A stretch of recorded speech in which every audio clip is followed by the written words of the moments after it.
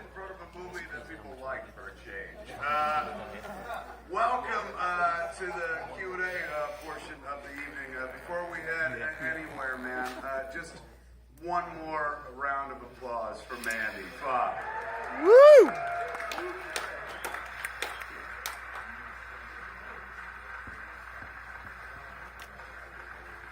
I know when we watch a movie, we're supposed to identify with the protagonist in some way, shape, or form. Hopefully see ourselves reflected in the main characters and whatnot.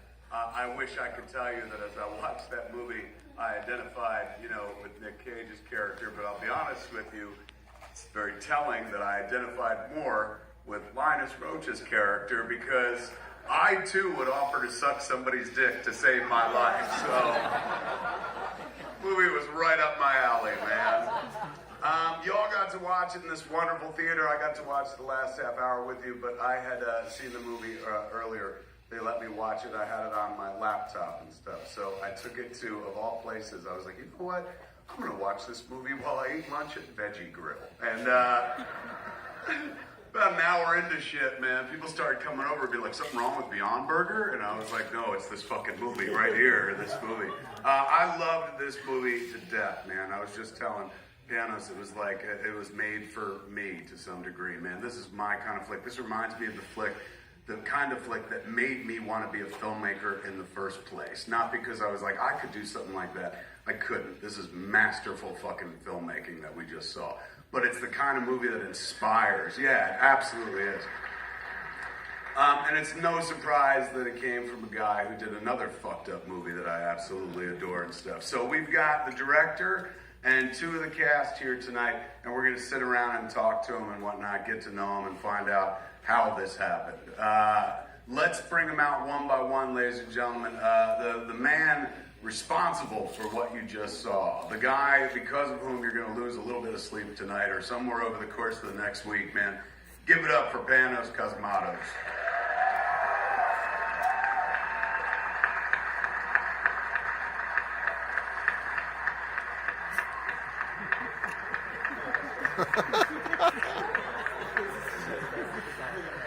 You fucking genius. A man who, I'm a big Homeland fan, so this season he was all up in Homeland, and he was wonderful and stuff. But I think this goes without saying, tonight he literally gave a balls-out performance, man. Give it up for Linus Roach, ladies and gentlemen.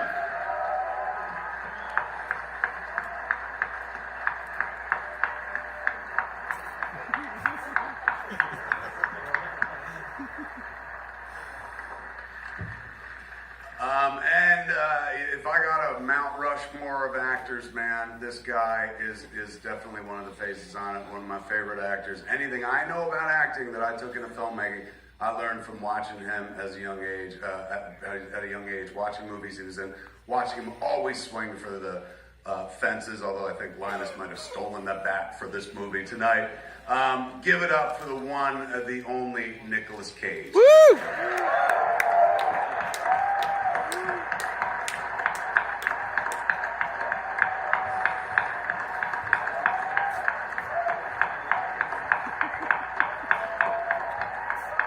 Yes. Yes. Yes. All right, gents. Explain yourselves. Panos, how does something like this first come to you? Fever dream? Is it something that builds up over a lifetime of experience, of visuals, of thoughts and feelings where you're like, I'm going to put them all into one? Or is it you're following up on Beyond the Black Rainbow and you're like, where do I go from there? How does this happen? It was a lot of those different things. It was something that built up over the course of a lifetime, absolutely. Same as Black Rainbow. But it was also kind of like an antidote to Black Rainbow because I started writing them at the same time, essentially. And when I was writing Black Rainbow, it was such a claustrophobic, contained, a linear or precise kind of world that I needed to write something else that was sort of the exact opposite of that, like the antidote to it, where I could, go more into things that are like an expulsion of these feelings that I was dealing with,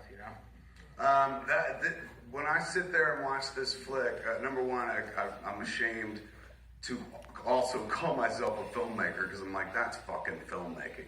Like, as I watched it and as I pulled it apart, the color palette, everything about it seemed so precise, seemed like such a choice. And I know that it's a job of choices, but I look at your work and I'm like, wow, he made all the right choices. How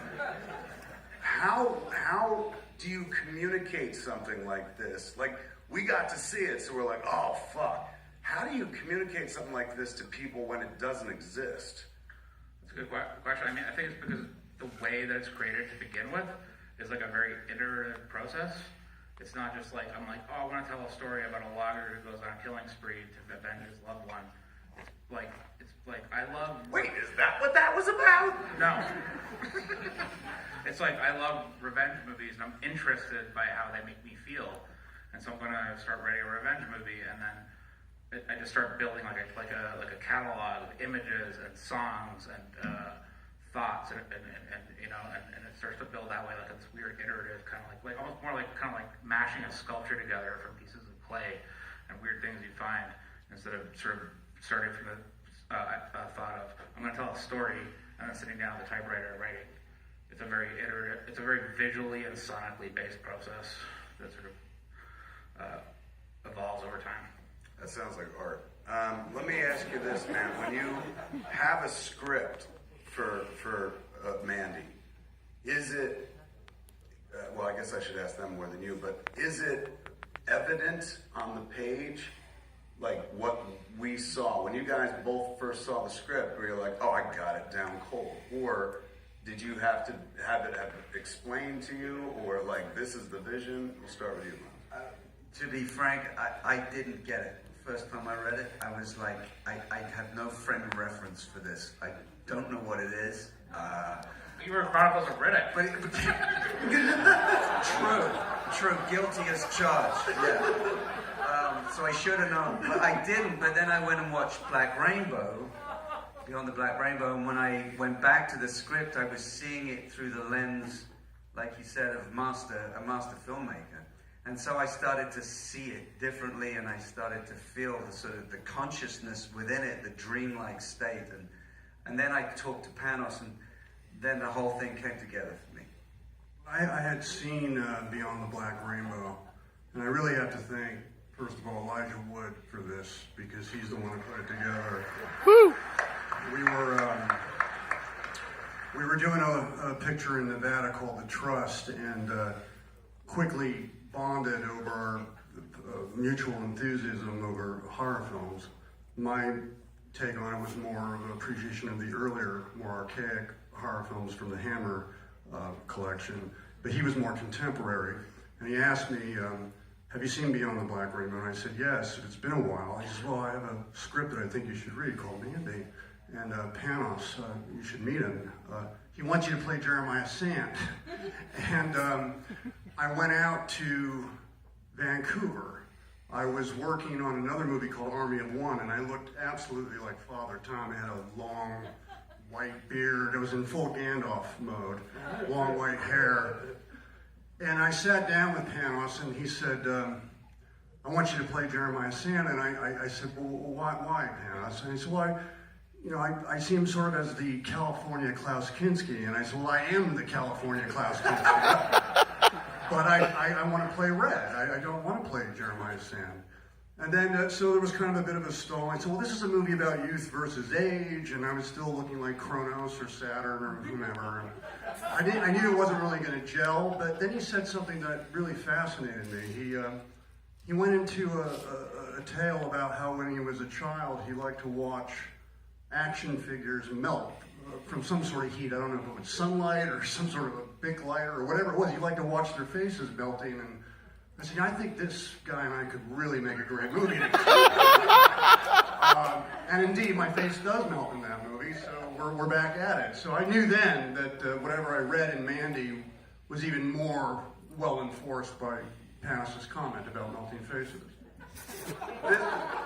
I would imagine over the course of your career, you take huge fucking swings. You seem brave as hell. Is there ever material that you run into like this where you're like, oh my lord, this goes beyond what I'm comfortable doing? Or when you read something like this, you're like, now I can get my fuck on. Here we go. Well, both experiences happen on this script because Jeremiah was not the one that I would feel comfortable playing. I didn't have any, how shall I say it, context or life experience to play that part. Whereas I did think that I had the life, not that I was on a killing spree, but I did think that I had the life experience to go into, let's call it the internal cauldron of my emotions and pull back something for Panos that would land in an authentic way. I was recovering still many years later from the passing on of my father. And then as I started going to photography, I was going through the failure of my third marriage, and so that I had this understanding of loss. And that all just went into the vessel of red, on top of which I was just coming out of a wheelchair for 3 months, which really pissed me off. So there was a lot of rage that I could apply to the character in that mode as well. But it quickly got me out of the wheelchair and off the cane, because I had to get up to speed with the fight sequences and the stunt rehearsals and the rehabilitation. So it was like, fast forward, there was no margin for error. You've got to learn all these moves now. Get out of the chair, get off the cane, and start moving that leg, and it really helped. So it worked for me on many levels. This is therapy of all kinds, it sounds like. It was a totally a therapeutic experience. Physically, my psyche, my well-being, all the way around. It sounds like you were able to put all of it in there, and up there. Certainly. And I knew red would give me that, whereas I didn't think Jeremiah Sand would. Speaking of sand, you showed a lot of it in this movie. Fuck, man. Did you, in the script, did it say he opens up his robe and goes dick out, or no? That's an interesting point, actually. It did say that in the script, and And you kept reading? Well, that's partly when I went, I don't know if I can do this. And when I spoke I to feel like no wonder Nick Cage said no. I didn't say it. You said it. I didn't say it. But then I kind of, when I talked to Panos, I said, do I have to do that bit? And he said, no, man, I just write that stuff, to give you an idea of what it's about. You don't have to do that. I was like, oh, phew, great, I don't have to do that. That's fine. Let's go on, let's do the movie. And as we were getting into the process, and I was realizing the kind of filmmaker that Panos was and the kind of film we were making, I thought, if this was a woman being asked to do this, like Margot Robbie in Wolf of Wall Street, she said, it's right for my character to do it. I thought, I'm shying away from something. It's right for the movie that he just exposes himself and she laughs at it. I think it's just a good thing. And so I went to Panos and I said, listen, man, if you want to do it, I'm not sure about the jerking off bit, but I'll do the naked bit. And he said, okay, dude, we'll just do it in one shot and very simple. And that's how we did it. I didn't know if it'd end up in the movie, but I knew you'd come around. Good for you. And it sounds like you were amenable to compromise. You're like, well, we get to see his dick. I'm losing the jerking off, but we will see his dick. And that's what art is compromise. I thought it was an incredible performance. It was chilling, terrifying. I've always thought of you as a wonderful actor, but I think you took it beyond a place that I knew that you could go. That was scary fucking stuff. What were you channeling? Who is that? well, yeah, okay. Well, I mean, the brief version or story would be that, I've done a lot of introspection in my life, and I spent some time with spiritual seekers and spiritual teachers, and I've seen some of these dynamics, nothing like this guy, but I've seen that the power of the individual who believes they're enlightened and they're actually a narcissist, and it's scary. So I had that as a reference point, but I also, when Panos and I talked, we talked about the whole role. Really what he'd written to me was an amazing expose of the male ego in all its horror, from the enlightened narcissist right down to the golem-like character who's this wretched creature. And it was a chance to just, as you say, put it all out there. And as an actor, I've always admired Nick because he always takes risks, and that's the kind of actor I want to be too. So this was a chance to just go all in there, but with the guidance of a great director. You need a great director to help you get there too. So That final scene where we watch you go through a range of emotions, where first you're like defiant, where you're like, I'm your God, and then you're bargaining with them as well, and then you're like, look, you needed me to get to the end of this journey, was fantastic. It was like watching somebody try every card they had left in up their sleeve, and watching the character unfold. Masterfully done. Physical, this performance for you, aside from being psychological, very physical as well, man. Is that, I'm a lazy person and by nature, so the idea of somebody who's like, hey man, you're gonna have to forge a goddamn axe, I'd be like, oh fuck. Can't we just have a conversation about it or something like that? Do you enjoy the physical aspect of the process aside from what it did for pulling you out of the Yeah, I think so. I'm one of those very strange people that when I drink a lot of coffee, I get tired.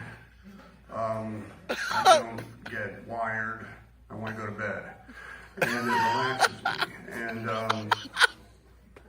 when I do stunts, if I have to drive very fast or go into a chainsaw fight with a man twice my size and know very well that one of us could get injured very quickly, I find that it relaxes me. I find it really slows down, and I kind of feel at home. So I do enjoy the physicality. I do enjoy moving into the fray as opposed to running from the fray. And I think we experienced that while filming. There were a lot of moments there that got pretty close. One of them was all the walls in Jeremiah's cavern were lined with a kind of a gasoline type based oil, and they lit it all on fire, and I had to walk through the tunnel as everything was burning down around me, and I was like, wow, this is very calming. I kind of enjoyed it. And then I noticed everybody running out of the studio where we were filming it, and there were the fire hydrant looking things with orange foam coming out and people with gas masks, and I was still walking in the shot. Not quite fast enough, but we all cleared the building pretty quickly. I think we came really close to burning down a historical site. Yeah. And the first assistant director was, I was staring at the monitor and I was watching basically the entire place be engulfed by flame. Right. And I was like, this looks so beautiful. And then at a certain point I looked up and the assistant director was like, cut, cut! Because literally, it was literally being engulfed with flame. Which every first AD loves to hear. We're gonna light this all on fire. Also nice to hear that, like, when the world's going to shit, you feel it calm when things are on fire. You're the guy I want to be around when the Well, I'm fucking still world's trying on to fire. figure that one out myself, and I haven't yet, but I hope someday I will. But it doesn't make sense to me either. An artist has to be fed many meals over the course of a lifetime to get to something like that. Naturally, this is all you up there, but you got influences. Who influences a cat like you? What do I have to watch to get to that? Well, I think that the two movies that I watched that made it click in my mind that I wanted to actually direct movies was in the late '80s. I watched back to back Evil Dead 2, Nice. and After Hours by Scorsese, which both have these like really heightened kind of sense of camera movements, and suddenly something clicked for me where I was like, oh, the camera is like a paintbrush, or the camera is like a tool that you use to express yourself, or you can create energy with it. I don't know. Somehow, suddenly that became very clear to me, and that's when I first started wanting to direct. But before that, I was like, the movie I was really obsessed with was The Road Warrior, and I taped it on beta off of cable. And just watched it over and over, literally thousands of times. And I was so obsessed with the idea of the post-apocalypse that all my G.I. Joe figures, I kind of put tape on them and customize them, and would just play the post-apocalypse. Word is you melted their faces as well. Yeah, melt their faces. Let's stay in that vein, not face melting, but how it all starts. When did you decide you wanted to be an actor? When did it hit you? Well, both my parents were actors, so I kind of grew up with a lot of crazy people around me. But I do remember being at school, 9 years old, and we were asked to do a little improvisation thing, and I did it. And suddenly I had that moment where the penny dropped. I thought, well, I'm doing something, and they believe me. This is something I could be good at. And I did a little bit of work as a child actor, but it was at a very early age. And I And was they just, were always like to a 9-year-old Linus Roach, will you please put your dick away, sir? it wasn't quite that bad, but yeah. And then I tell you what also happened to me. It was really weird. I saw Rebel Without a Cause, and I didn't know who James Dean was. And I thought I'd discovered him. I go, you're right, have you seen this kid? He's amazing. And so I saw him and I wanted to act. Yeah. What about you, sir? Well, I think my first experience of wanting to be an actor is pretty abstract. I remember being about 3 or 4 years old and staring at the television set. We had this wonderful ellipsoid Zenith television set from the 60s, and I would sit there on this little throw rug that's kind of like a magic carpet, and I would stare at the little people inside the TV, and I just try to figure out how can I get in that television, that weird little place, and be one of those people, because they're so much more interesting than everyone who's around me right now back there. So I want to go in there. And I think that was my first tangible experience of wanting to act. I think, like Linus, it was when I was about 15, and I saw East of Eden for the first time, and James Dean is trying to give his father, played by Raymond Massey, the money for his birthday from selling string beans or something, and Massey doesn't accept it, and he goes through this extraordinary nervous breakdown, and I was just a blob of tears in the audience in this little avant-garde art house theater, Fairfax Cinema, no, New Beverly Cinema, and I wish, is that still there? And I knew then, more than any piece of music, more than any painting, more than anything really, that was what I wanted to do. I wanted to make people feel the way I was feeling when I saw that. And it became very clear to me that was the path that I wanted to go on. It wasn't about being famous or, winning awards. It was about wanting to be James Dean in East of Eden. You guys spend a lot of time crafting a performance. Like in the case I mentioned before, Homeland last year, you got like 10 episodes to like make us fall in love with, wonder about that character, wonder if he was against our main character. Like we get to go on a complete journey. Here you took us on a just as wild, even crazier journey in a shorter period of time. But you guys live in these skins for a bunch of time and then let it go. Like, so here's a question, and it definitely can apply to this movie, but it's really spanning career-wise.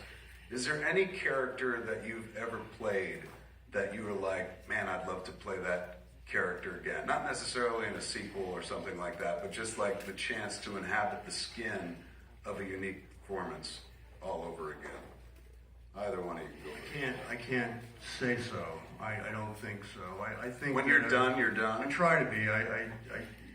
Red wine is marvelous for getting it all out of my head and my psyche and my body, and just want to shut it off, and I want to move on.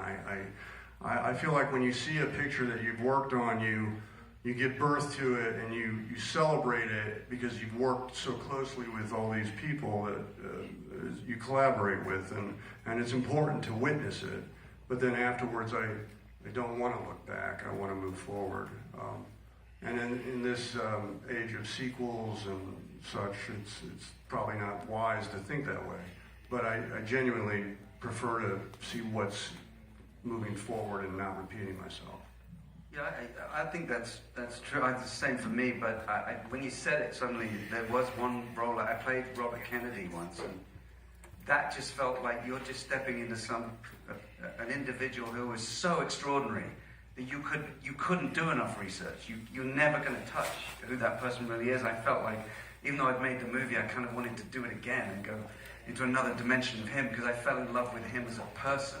So he's like one of my idols now. I have pictures of him in my house. And so that was the only time I think I played something. And it changed me as a person playing him. I felt like I was different after it. How rare is that? Does that ever happen to you? Did you ever get changed by a role? I guess everything changes me. Everything around me in my life, people I meet, experiences on set, different characters I played. I suppose so. I think it all goes into my body, into my life, the way I live my life. So yes. Let's talk real quick about the practical effects I saw at play in the movie. And now in the digital age, a lot of people would kill people digitally and whatnot. Right. That his head looked like a good old-fashioned rubber effect. Am I correct? Yeah, yeah. Is that important to you? When I made a movie, but when I delved into horror a little bit, I wanted to play with rubber. Yeah. I mean, that's the thing. No, we're not here to talk about that. But I will point out, as much as I'm praising this movie, take it with a grain of salt. I did make Tusk. It was important for me when I made a little horror movie. I wanted to play with rubber because that's what I grew up watching. Did I get the same smell whiff off of this? Yeah, absolutely. To me, I mean, you see a lot of action films lately, and people are getting stabbed and shot, and the blood is CGI, and even if it's completely invisible to the eye, I mean, that's not fucking fun to make, you know? I want to have some fucking fun when I'm on the set and Did you like it? making a film, you know? And Didn't you burn enough fucking things down? That's your fun. Yeah, you know, I'd like to burn some more shit. Are you like a geeky kid around that stuff at this point? The rubber effects and stuff? I was so crazy about it. Show me how it's done again. Yeah, I'm still what do you know? I mean, there's really not that much makeup effects in the film, but you know, I just maybe want to go even deeper into it. Hopefully on the next one. Now, how many times have you seen it with an audience so far? Like a big audience? I only watched it all the way through once with an audience because I can't do it. I get extremely nervous and self-conscious. You know, I can watch I can watch Black Rainbow alone in my basement. But I can't Which is how most of us watch that movie, really. Yeah, but I can't watch it with one other person present. When you look at it, what percentage-wise did you get close to the original intention? Like at the end of the day, you're like, fuck, man, that's exactly what I saw, or you discovered more along the way and it became a different beast from what you originally intended? It's always going to change a bit, you know, and I just feel like all the changes just made it better, you know. I feel fucking ecstatic with what we created. You know. Might not be exactly what I originally intended when I first sat down to start creating it, but I think it became something better, some texture, even better. I like it more than what it was originally. The score is a big part of it, really fucking haunting. A wonderful job, but unfortunately that gentleman's not with us anymore. Johan passed away shortly after completing the score, which is just heartbreaking to me. I felt like I'd sort of found a kindred spirit in a lot of ways because originally I didn't think that Johan would even want to work on the movie. You know, he was one of my first choices because I just assumed he was out of my league. You know, I didn't think that Johan would care to work on a weird heavy metal rock opera. You know, but after talking to him for 15 minutes, I realized that he was an Icelandic metalhead, and that was a huge part of him. And he he really loved Black Rainbow, and I was just, I was so surprised, and I was sad because I felt like we had just started working together, and we were going to continue working together, you know. Boys, working together, opposite one another. You've got some major scenes, including, the one toward the end. What's the approach? Do you rehearse in advance? Well, it's a bit interesting because Linus and I met and during rehearsal, and it was like, well, should we go get a beer and talk? And then I thought, I think it's better if you and I just occupy our own separate spaces and keep our distance. And we did. But what's interesting is we would be on set, both in our chairs, sitting side by side, shoulder to shoulder, getting ready to do that skull-crushing scene, and not saying a word to each other, just sitting between takes, just sitting there, picking up each other's auras and sort of sensing one another, but not talking. I guess we were communicating on other levels. It's great actually, because I actually find sometimes on a movie set the hardest thing is the socializing. I just want to get on with the work, and it was great to work with Nick because it was just about the work. But I remember thinking, I wonder if it was okay at the end of the night, you know?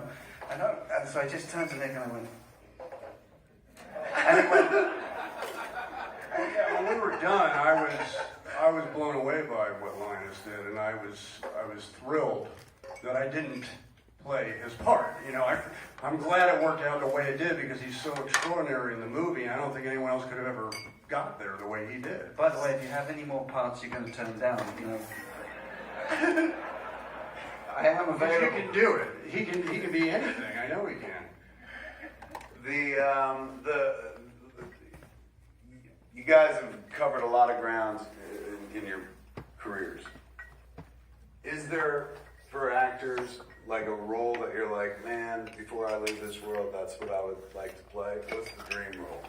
Yeah, and I guess my first love is the ocean. Even before I loved my parents, I was in love with the sea. I know that's true. It is. This is beautifully put. I have very strong memories of my connection to the ocean at like 2. And it has been my passion to play Captain Nemo. Because I know there would be no acting please. I would just express my love of La Mer, honor of Jules Verne, and I would smoke seaweed cigarettes and do it with a flourish and play piano about the ocean and, you know, do some sort of Claude Debussy piece about La Mer, and I would just rock it, you know, but they're not remaking that movie, you know. I gotta tell you, as a film fan, as a Nick Cage fan, you playing Nemo, that fills my pants with cement. So, With seamen, I love it. yeah, thank I you. do love it. Stolen joke. On deck and below deck. What about, wow, that's all I'm gonna think about from now until the time I die. I'm like, he should have played Nemo. Like, what a great call. You, sir. I really don't know. It's a mysterious thing. You sometimes you don't even know what it is until you're in it. But I just want to keep being pushed further and further, going as far as I can with any role I can do. But I mean, I love the thriller genre. That's my thing. That's my jam. So yeah. What about you? What's next? And that's the worst question in the world to ask a filmmaker. You spend like so much time making this labor of fucking love. It's crafting a one-of-a-kind piece of art. And then some asshole's like, hey, what's next? Like, you know. But unfortunately, what's next? The other day, somebody in an interview asked me what I was doing in 1983, and I said I was sitting on the carpet watching Masters of the Universe cartoons and playing in television. So that's what's next for me. That's how you relax. That's how you unwind and whatnot. Do you know what you want to do next, or like it'll come to you sooner or later? You know, I have some ideas, but who fucking knows? Ladies and gentlemen, give it up for the director and the star. Woo!